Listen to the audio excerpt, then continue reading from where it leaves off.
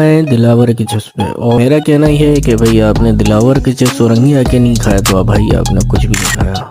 कभी आपने औरंगी का राउंड लगाया तो आप यहाँ की चिप्स जरूर खाना। भाई को पूरे 10 साल हो गए यहाँ पे चिप्स और तैयार हो रहे हैं और वो बताते हैं कि कैसा चिप्स है, वो कैसा जायका है इसका। और हमारे साथ है अनस भाई है। बिल्कुल आप जो है दिलावर भाई का सपोर्ट करें, वैसे ही उसको सपोर्ट करते हैं। कोई प्राइस की जो है लिमिटेशन है नहीं यहाँ पे, 10 20 30।